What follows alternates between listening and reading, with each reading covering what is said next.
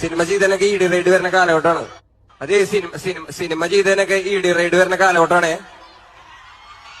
Cinema ചെയ്തതിനൊക്കെ E D ride വരുന്ന കാലഘട്ടമാണ്. അപ്പൊ അതിനെ കുറിച്ച് എന്തൊക്കെ സംസാരിക്കാൻ മനസ്സിലാവുന്നുണ്ടല്ലോ മക്കൾക്ക്. അപ്പൊ സമാധാനമായിട്ട് നിങ്ങളുടെ സാമൂഹ്യ അവസ്ഥയിൽ എന്തൊക്കെയാണ് നടക്കണമെന്നൊക്കെയുള്ള ബോധമുള്ള ആൾക്കാരെ കേട്ടിരുന്നോളോ. ലൈവ് ചെയ്ത് 2 പാട്ട് പാടി ഞാൻ കുടുംബത്തിൽ പോകണം. പാട്ട് പാടി ഞാൻ കുടുംബത്തിൽ പോകും.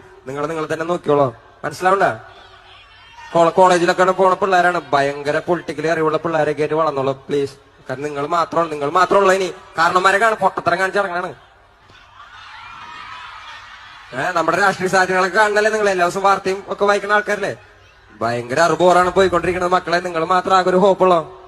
ഞാൻ പാണനല്ല, പറയനല്ല, പുലയനല്ല, നീ തമ്പുരാനുമല്ല. ഈ 4 വരി മാത്രം മതി കേട്ടോ വേടനെ നമുക്ക് മനസ്സിലിരുത്താൻ വേണ്ടിയിട്ട്. വേടൻ എഴുതുന്ന ഓരോ പാട്ടും ഓരോ പാട്ടിൽ ഓരോ വരിക്കും അതിൻ്റെതായ തീ തുപ്പുന്നുണ്ട് ഓരോ വരിയിലും. അത് ഈ 4 വരിയിൽ തന്നെ നമുക്ക് മനസ്സിലാക്കാൻ പറ്റും. എനിക്ക് തോന്നുന്നു ഈ കണ്ണുകടി നിങ്ങൾ കേട്ടിട്ടില്ലെങ്കിൽ 2 ദിവസം നടന്നുകൊണ്ടിരിക്കുന്ന സംഭവമാണ്. കാരണം വേടനെ പിടിച്ച് അകത്തിട്ട സംഭവമൊക്കെ നമ്മൾ അറിഞ്ഞുകൊണ്ടിരിക്കുന്നതാണ്.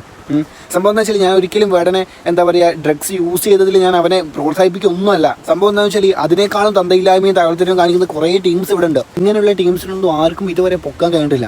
എന്തുകൊണ്ടാണ്? ഒന്നെങ്കിൽ പൈസ ഉള്ളതുകൊണ്ടായിരിക്കാം, അല്ലെങ്കിൽ രാഷ്ട്രീയ ബലം ഉള്ളതുകൊണ്ടായിരിക്കാം. ഈ രാഷ്ട്രീയ ബലവും പൈസയും ഇല്ലാതെ പാവപ്പെട്ട ജനങ്ങൾക്ക് ഇവിടെ ജീവിക്കണ്ടേ? രാഷ്ട്രീയത്തിന്റെ പിൻബലവും പൈസയുടെ പിൻബലവും ഉള്ളതുകൊണ്ട് തന്നെ ഒരുപാട് കേസുകൾ തെളിയാത്തതായിട്ട് തന്നെ അവിടെ കിടക്കുന്നുണ്ടെന്നാണ് എൻ്റെ ഒരു വിശ്വാസം.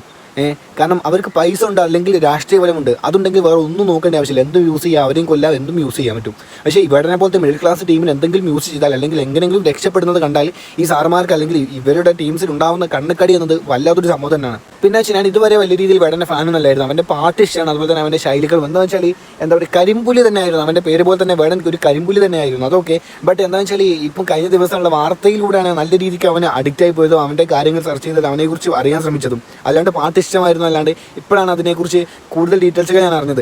അവൻ പോയതിനേക്കാൾ നല്ല രീതിയിൽ തിരിച്ചു വരും. കാരണം അവൻ്റെ തിരിച്ചുവരവിനായി കാത്തിരിക്കുന്നത് ചില്ലറ ജനങ്ങളൊന്നുമല്ല.